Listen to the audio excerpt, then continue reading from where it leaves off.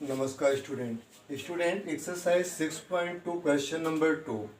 Question में कह रहा है कि आकृति में यदि A B is parallel to C D and C D is parallel to E F और वाई रेशियो जेड है इज इक्वल टू 3:7, तो एक्स का मान ज्ञात करिए। आप इसको, ये बी होगा, यहाँ पर ये पॉइंट सी और ये डी हो जाएगा, इस पॉइंट को ई और इस पॉइंट को आप एफ लेंगे। ठीक है, यहाँ पर क्वेश्चन में ऐसा ही कहा गया है कि आकृति में यदि A B is parallel to C D is parallel to E F और Y ratio Z equal to 3:7, तो एक्स का मान ज्ञात कीजिए। बहुत सिंपल सा क्वेश्चन है। यहाँ पर जो दिया है वो इन्फॉर्मेशन आप नोट करें, जो ज्ञात करना है उसको नोट कर लीजिए और इसके बाद आपको इसका सॉल्यूशन बताना है। ठीक, अब देखिए यहाँ पर y कहाँ पर, y ये है, हम ये मान के चलें कि 3k है और z 7k। ठीक है, तो y इज इक्वल टू क्या लिया हमने ये ले लिया कि माना y is equal to 3k and z equal to 7k। हमने इसको ये कह के x भी मान सकते हो, p मान लो। यहाँ पर y is equal to angle 1 और इसको आप एंगल 1 बना लीजिए। Angle y is equal to angle 1। Angle 1 क्या हो जाएगा, वर्टिकली यहाँ पर अपोजिट जाएगा, तो y की जो वैल्यू है वो 3k है और ये हो जाएगा वर्टिकली अपोजिट, शीर्षाभिमुख कोण। इसे कहते हैं शीर्षाभिमुख कोण कहते हैं।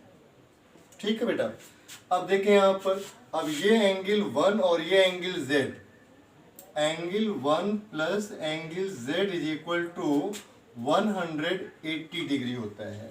यह अंतः कोणों का योग होता है। अंतः कोण संपूरक होते हैं। संपूरक का मतलब 180 डिग्री संपूरक होते हैं। ठीक, अब आप देखिए एंगल 1 जो है वो 3k है और एंगल z इक्वल टू आपके पास 7k है। ये 7k is equal to 180, then 10k is equal to 180 degree. So k is equal to 180 divide by 10, zero काट दीजिए, तो k की वैल्यू कितनी हो गई, 18। इसलिए आपके पास y is equal to 3k 3 into 18 is equal to कितना डिग्री जाएगा, 54।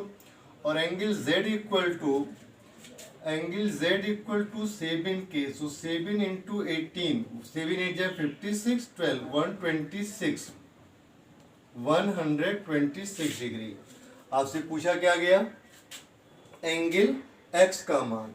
अब आप देखें यहाँ पर x, एंगल x, ये इस तरह से z, angle x is equal to angle z, इसे कहते हैं एकांतर कोण।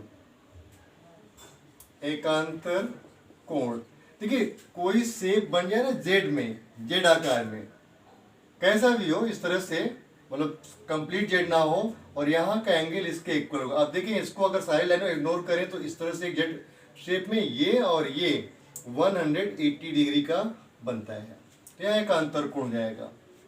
सो angle x is equal to 126 degree. Angle x की वैल्यू 126 डिग्री आएगी। उम्मीद है क्वेश्चन आपको अच्छी तरह समझ में आ गया होगा। इसे अपने फ्रेंड्स को अधिक से अधिक शेयर कीजिए।